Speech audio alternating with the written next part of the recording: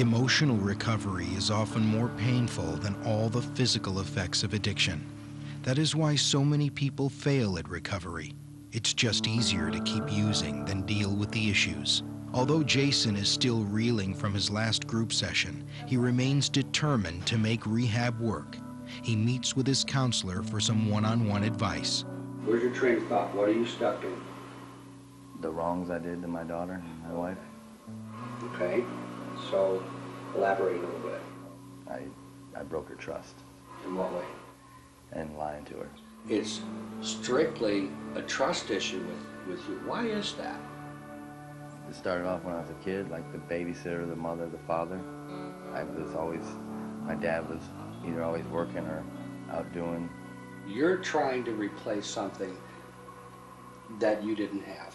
You know what that pain is to not be able to depend on someone.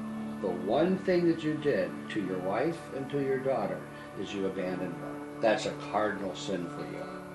No, I'm in here because I messed my whole life up, not because I made the right, good choice to come here. You can blame yourself for picking up crack. You can blame yourself for using it. You can blame yourself for your behaviors. What can't you blame yourself for? The fact that I couldn't stop. Uh-huh. Why? Because I'm an addict. All right. Does that make sense to you? Yeah. Do you believe that? I'm trying really, really hard. Okay. You need to. That's not your fault. You can't help it that you're an addict. Your responsibility as an addict is to make sure that doesn't go into your system. You're not going to be the perfect sponsor. You're not going to be the perfect recovering addict. It's not going to happen. They don't exist. Concentrate on letting other people help you for a while. Okay? Don't be so eager to jump in. There is no answer to why I did this. There is no answer to why. It just is. And it sucks.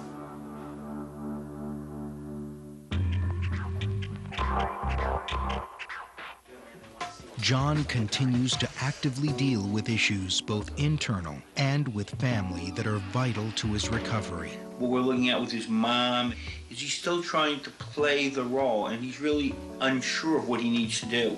He wants to please everybody. What do you think the best thing you could do for her to help set her mind at ease would be?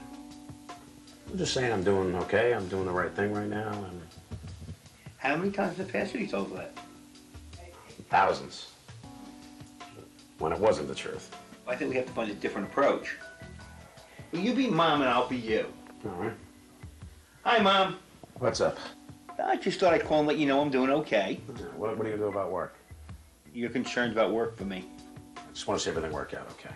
Okay, well, Mom, you know what? There's something you can do to help me.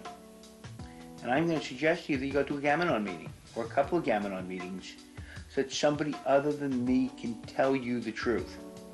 That's what you can do to help. Honey, can I just give her a quick call now, and then I'll call her in depth? Sure. Help yourself. Really, John is still going through his lack of acceptance of himself.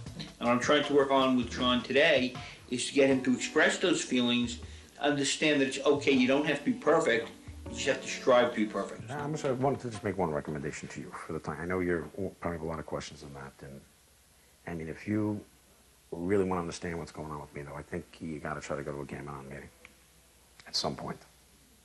For yourself, not for me, for yourself. I think another change that he's made is he's willing to look at the fact that he can be angry with his parents, angry with his dad, and angry with his mom, even though it hurts him to do that.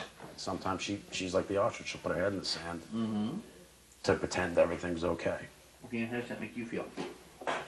Pissed off. Pissed off. Pissed off at whom? At her. What's the matter with being angry at Mom? Because I don't know how to, that's my dilemma. I don't know how to communicate with people well enough to, so when I am angry, without it being harsh, cruel, degrading. What did you get out of this session? What are you taking away with you? I'm not going to be a people pleaser. Okay. And it's okay to have disagreements or to be unhappy and to express my feelings, and that's as long as it's society accepts, and I'm going to work on that today. That's fine. Okay, good deal. You know, coming from an alcoholic household, I know I have a lot of unresolved issues for that. You know, it's something I don't like to look at a lot, but I think over my time remaining here, I know it's something I'm going to have to look at and really put everything to rest once and for all.